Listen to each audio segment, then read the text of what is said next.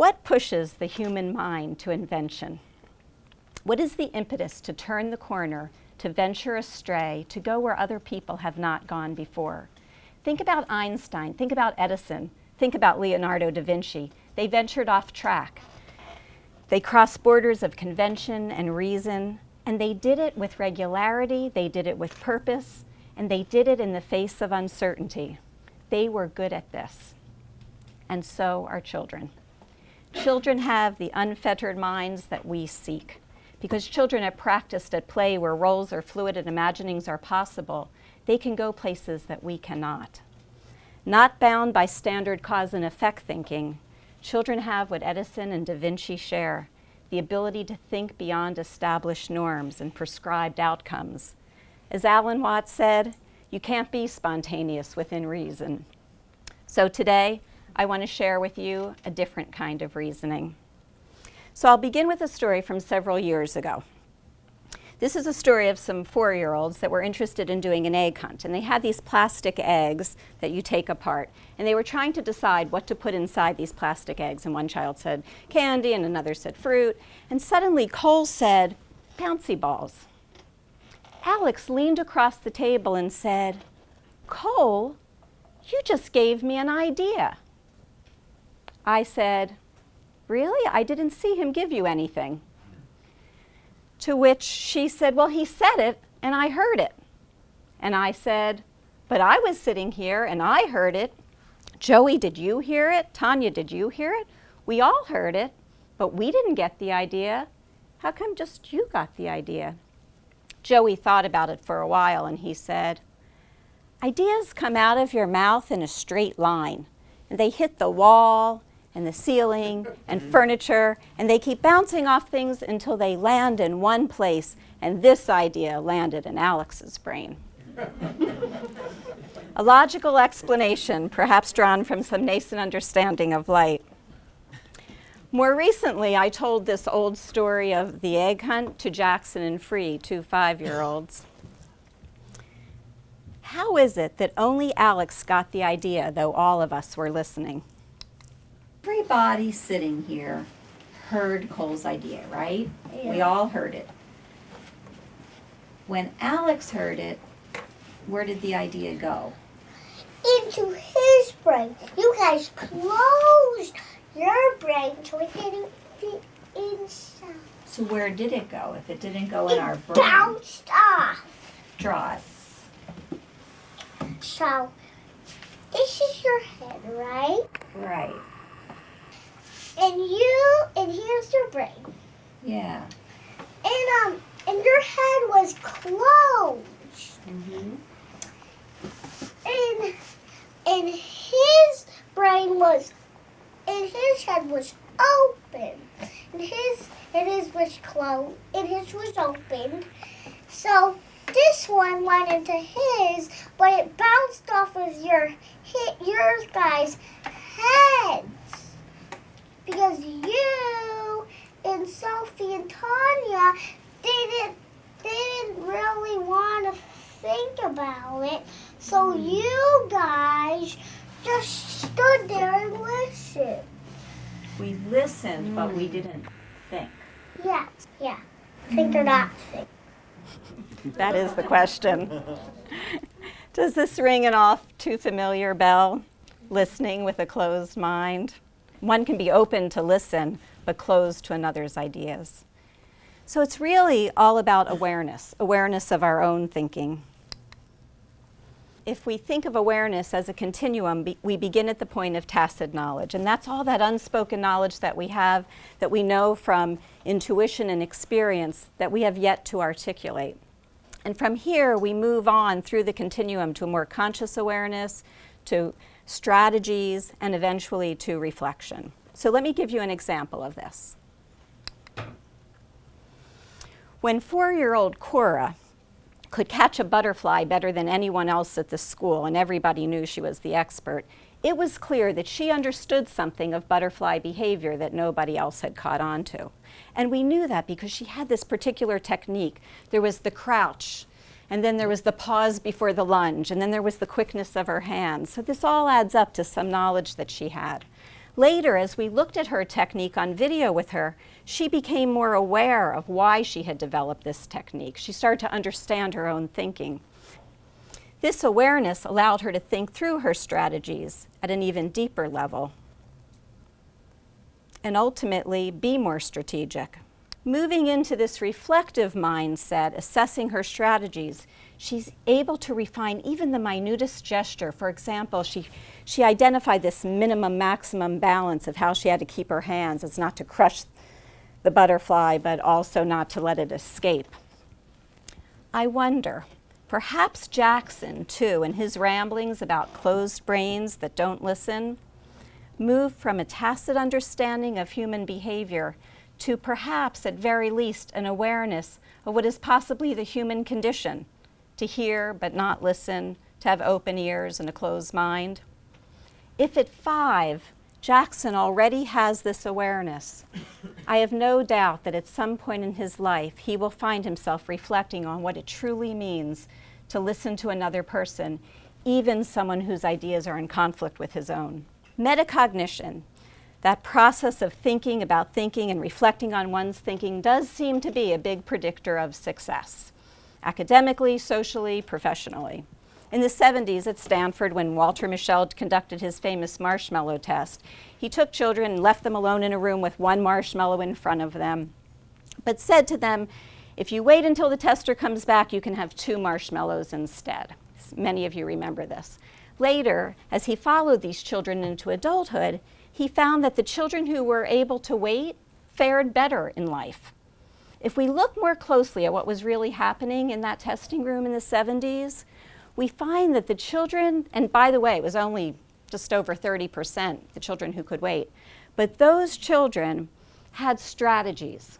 And it's interesting because we all know that strategy, keep your eye on the prize. But if you don't want to eat the marshmallow, that's not a very good strategy. And these children knew that. They figured that out early on. And so they had other strategies. They had the strategy of twirling their hair, turning their back, tapping their foot, singing a song, strategies that kept them from looking at the prize. So, to develop good strategies is, in fact, a metacognitive feat. To think about thinking is to assess one's strategies. More recently, Mischel, who is now at Columbia, is asking the question, if metacognition is so important and such a big predictor of success, can we teach it? How aware are children of their own thought processes? And so a couple of months ago, I asked some young 4-year-olds about their thinking. So how does a person find an idea? How do you find an idea? You get it from your mind. So Leo, how does that work? Can you draw how that works? It comes into your head. Show us how that works. So that's your head, or is that your mind? That's your mind. Okay, and where's the idea? That's a small idea. Oh, are some ideas small and some ideas larger? Okay, so that's a small idea. And where did that idea come from? Yes, me. Your body. That the person who drawed it is the one who thought about that idea. But where did they get it? From their mind. Okay, so let's consider what's on the table so far. Ideas come from the mind. They come in sizes, right?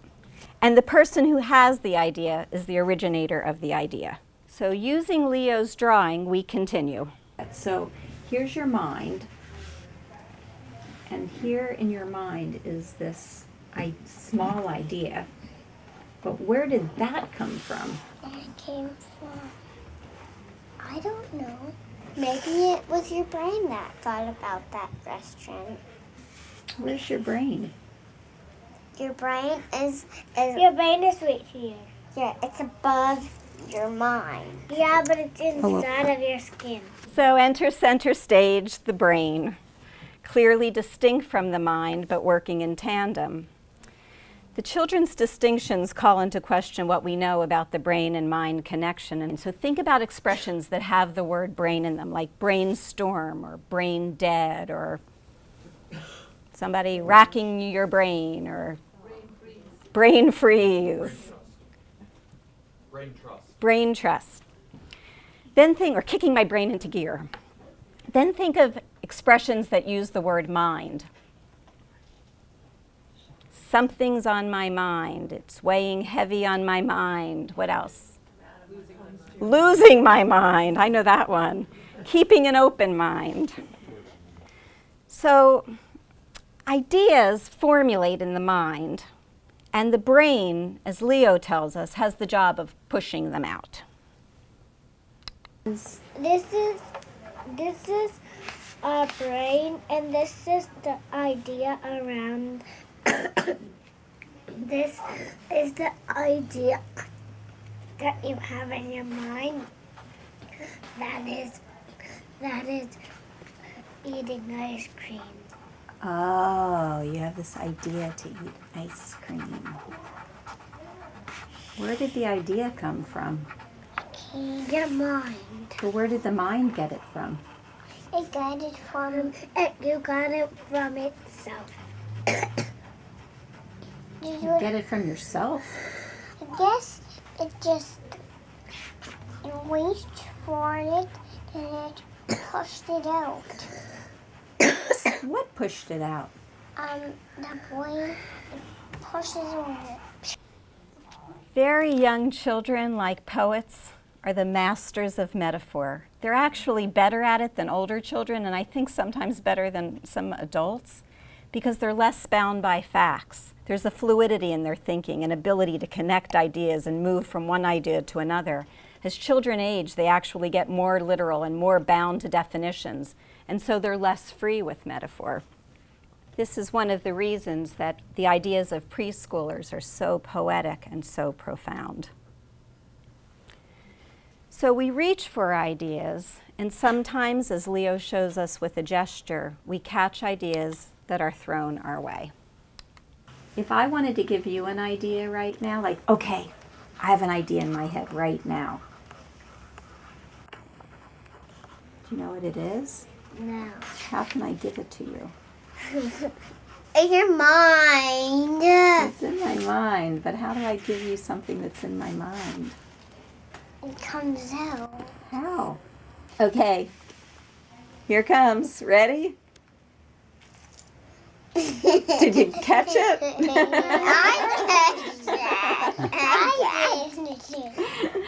Oh, an idea can be quite catchy, can it? But we're going to return to that concept in just a moment. On another day, when the children are explaining where their ideas come from, Gentry moves beyond the brain and the mind as a source of ideas.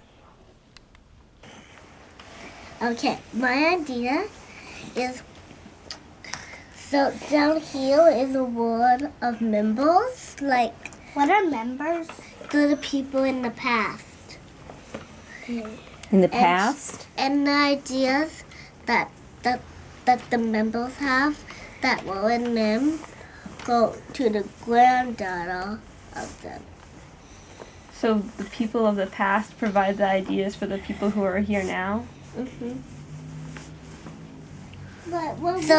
So this tube is for Grandma Alice. That's my great grandma. Does each And she's person in get the their own, past. they get their own tube to send ideas? Mm-hmm. Is this Grandma Beth's mom?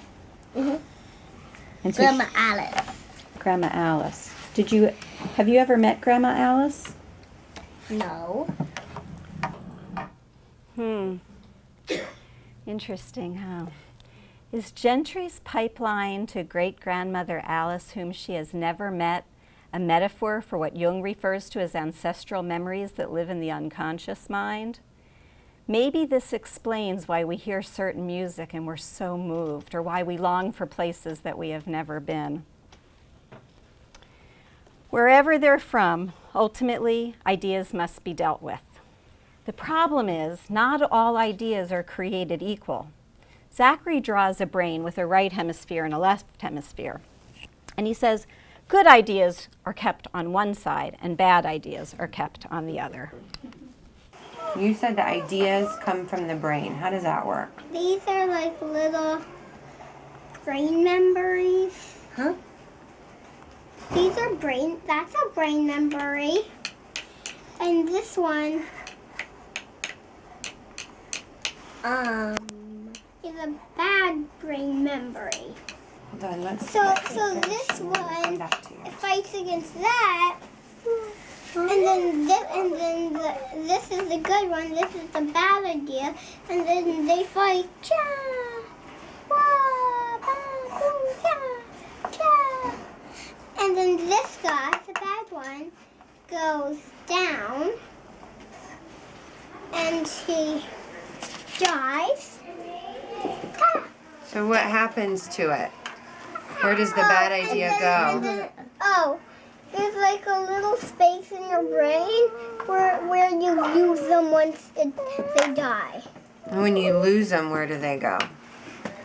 Like into like a little something, like into a little bowl in your brain that traps them in there. So, and then more bad ideas come in like in 1 week, and then they keep. And then the bad ideas always lose. And that's how it works.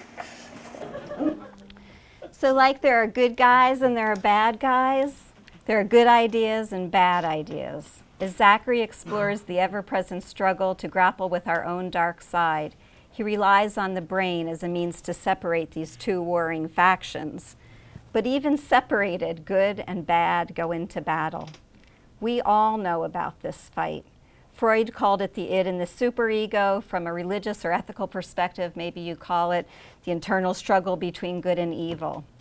But whatever it is you call it, we've all experienced that internal angst when seduced by a bad idea. Thankfully, at least in Zachary's paradigm, after a hearty round of shoom, shoom, shoom, the good ones always win, and the bad ones are always relegated to that trap where they stay forever. But is this trap's fail-safe? Gentry assures us there is no key for this trap. She and Lucinda are well versed in the perils that can unfold if a bad idea escapes. You don't want those bad ideas to fly out because they could come into other people's heads and the other people could get. Or they could come back into the bad idea again. Yeah. You could listen to that bad idea. So we have a trap with no key to quarantine our thoughts that are like infectious diseases. It's a trap that safeguards others from our infection.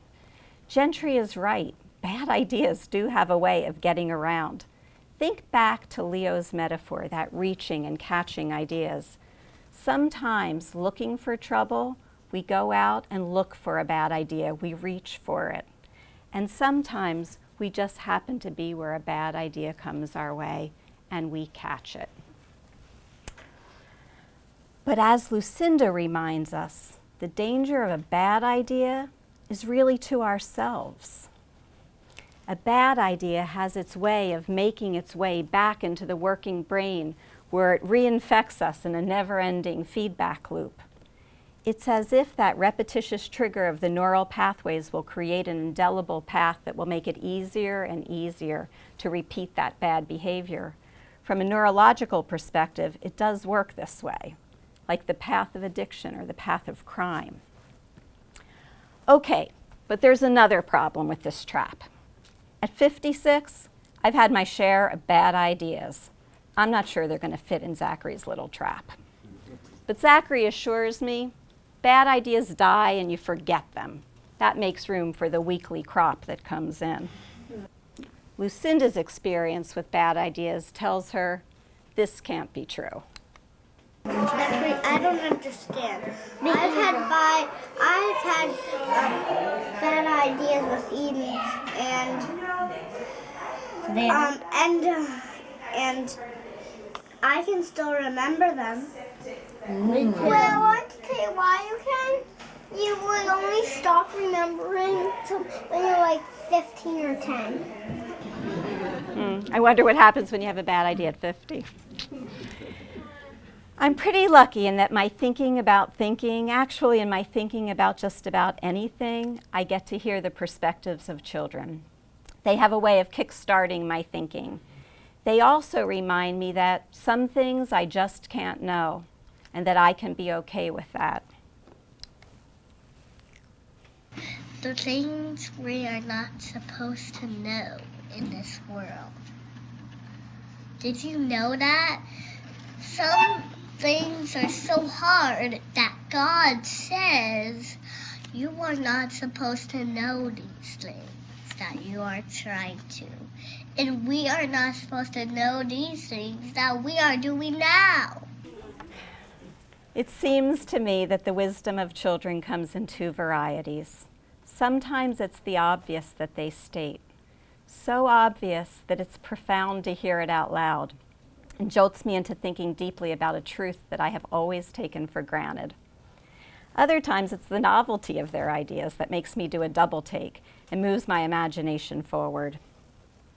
Lately, because of these conversations that I've been having with children, I've been more conscious about how my mind is open when I am listening.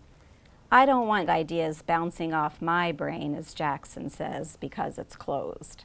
I've also been pondering the impact of my ancestors on my life, indirectly, or maybe, as Gentry points out, directly. I remember crying the first time I heard the Shema, a Jewish prayer, sung. It was as if I had known it forever. I've also been considering one's personal culpability in reaching for a bad idea, and the sociological implications of catching one because you happen to be in a place where bad ideas are pervasive. All of this ignited by children. It's interesting. We've all been to a party where we've spotted someone from afar that we think, oh, that's my people. I really want to know who that person is. And we seek them out and we start a conversation and we get to know them. I want to ask you, when was the last time you looked across the room and found a child that you really wanted to know? When it comes to listening to children, maybe Jackson is right. We hear, but our brains are closed.